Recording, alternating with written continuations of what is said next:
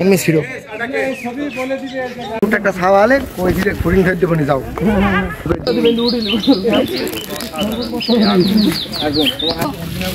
পিছনে মেয়েরা খালি পিছনে কেউ কিচ্ছু দেখেনি, কিচ্ছু ছিল না। এখন পুরুষ ফুল আর স্ত্রী ফুল চিনতে পারছে না। আর একটা আছে এখানে তো ধুইনি আছে আর তুমি কথা বলে না, আমি বলেছি পুরুষ ফুল আর স্ত্রী ফুল।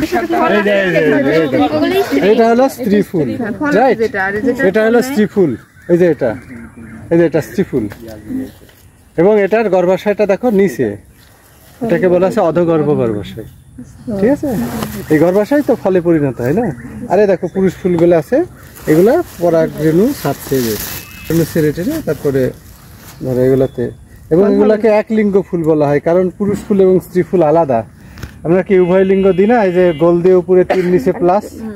যদি পুরুষ ফুল হয় তাহলে গোল দিয়ে উপরে তীর, আর যদি স্ত্রী ফুল হয় গোল দিয়ে নিচে প্লাস।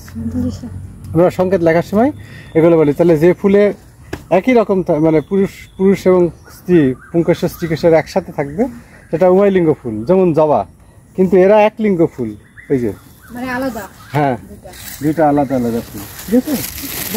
এই যে যেমন ধরো পাতা, এরা শিরাবিনের দেখো জালিকা খুব সুন্দর করে দেখা যাচ্ছে। হ্যাঁ, খুব সুন্দর করে জালিকা শিরাবিনের আছে। এবং দেখো এখানে কিন্তু প্যাথোলজির ব্যাপার আছে।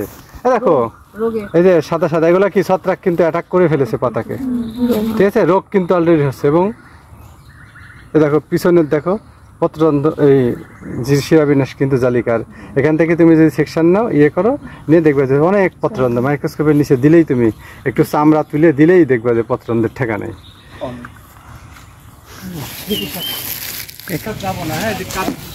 এই যে এই পাতাটা আমরা সারা জীবন হচ্ছে ভ্যাট বলে চালিয়ে দিই, কিন্তু আসলে হচ্ছে প্রকৃত নাম হচ্ছে ভাট। যে ফলটা হয় না, এটা যদি তুমি ধরো কোনো রঙের মধ্যে দিয়ে যদি বসাও, তাহলে ওই সাপটা ওখানে চলে যাবে, সুন্দর ফল হোক। এটা আমাদের প্র্যাকটিক্যালে আছে। হ্যাঁ, প্র্যাকটিক্যালে আছে এটাও।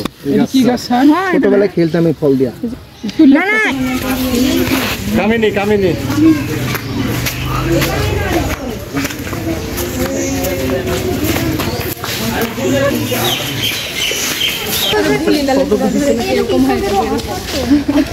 মানে পায়ে